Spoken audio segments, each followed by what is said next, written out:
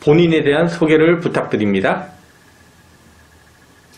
안녕하세요. 저는 서양화가 오현주입니다.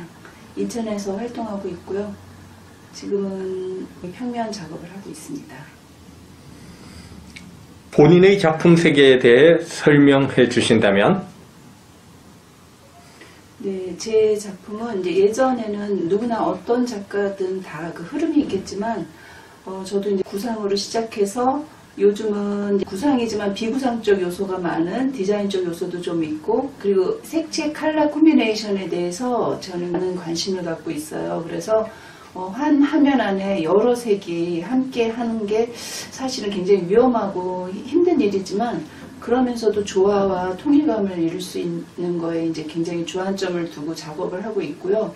그리고 요즘은 자연과 인간의 조화에 대한 제 화면 안에 구상적 요소와 비구상적 요소, 디자인 요소, 추상적 요소를 다 가미를 하고 있어요. 그것들과의 어떤 요소들이 서로 충돌하지 않게 하기 위한 거에서 굉장히 많은 고민을 하고 있습니다. 작가님의 작품 가운데 명랑한 동거 시리즈가 눈에 띄는데요. 이 작품에 부여된 작가 정신은 무엇입니까? 명랑한 동거란 그 제목에서 느꼈듯이 공생, 공존, 상생, 어떤 조화로운 함께함에 대한 이야기예요. 작가들마다 다 본인이 이제 화두로 삼고 있는 어떤 타이틀들이 있을 거예요. 근데 이제 저 같은 경우는 이렇게 삶을 살아오면서 함께함이 굉장히 인간은 태어날 때부터 이제 사회적 동물이고 혼자서 살 수 없는 생존할 수 없는 존재이지만 또 누군가와 함께한다는 게 또 쉽지 않은 저뿐만 아니라 모든 사람이 느끼는 걸 거예요. 그래서 그 자기의 정체성을 근본적인 내면에서부터 탐구하는 게 아니라 사회적 외면으로부터 결정된 정체성을 찾고자 해서 명랑한 동거라는 타이틀로 작업을 하는데, 얼마 전까지만 해도 사실은 인간과 인간에 대한 공존에 대한 이야기를 많이 했어요. 그때는 직선과 계획성 그런 요소들을 갖고 좀 작업했는데, 최근에는 자연과 인간의 공존에 대한 이야기를 좀 많이 하고 있어요. 근데 자연스럽게 제가 의도하지 않게 자연으로 이제 눈을 돌리면서는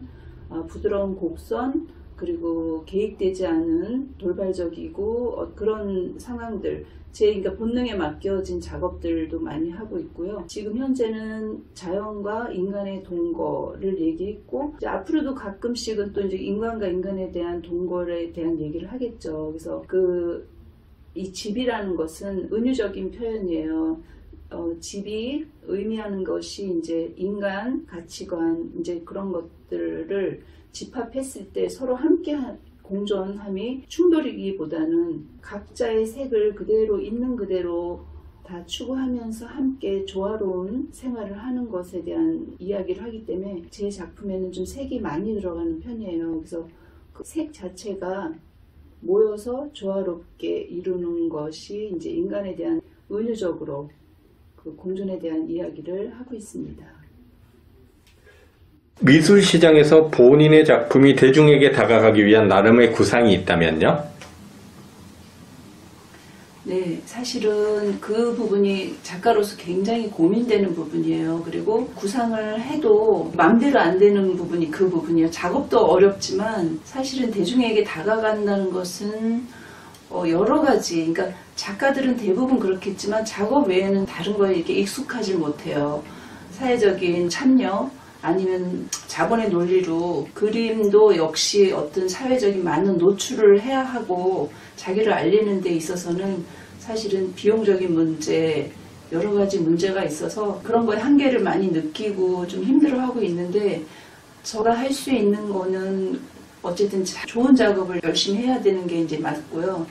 그리고 이제 제 타이틀이 너무 제 개인적인 개별성이 함몰되지 않고 모든 사람들이 함께 공유할 수 있고 공감할 수 있는 주제를 갖고 지금 현재 작업을 하고 있으니까 계속 그 부분을 고민을 할 거고요. 이제 아트페어나 많은 사람은 노출될 수 있는 기회라면 온라인도 많아요. 그래서 할 수 있는 거는 다 할 텐데 결과는 모르죠. 근데 제가 할 수 있는 것은 사실은 온라인 쪽 갤러리 아니면은 아트페어도 사실은 비용적인 문제도 있고 뭐 한계도 있지만 제가 할 수 있는 일은 그 정도인 것 같아요.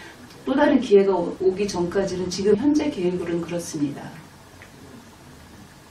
현업 작가로서 바라보는 인천 미술의 현 주소는 어떤가요? 인천에서 활동을 지금 꽤 오래 해오고 있는데요. 예전에는 10년 전, 15년 전에는 안양, 수원 이런 주변 그런 도시들 중에서 인천이 서울하고 가장 가깝기도 하고 규모도 큼에 불구하고 수원, 안양보다 현재는 그런 도시들보다 조금 뒤처지는 느낌이에요. 그래서 그 이유가 뭘까 생각을 해보니까 일단 작가들이 너무 자기 작업의 눈이 넓지 않다 그럴까요? 물론 저도 그렇겠죠. 어쨌든 너무 지역성에 함몰되다 보니까 작가를 좀 이렇게 잘 살려서 중앙에 내보내고 중앙에서 또 활동한 작가들이 다시 자기 본 지역으로 왔을 때 서로 상생하면서 윈윈하는 그런 시스템이 좀 잘 안 된 것 같아요.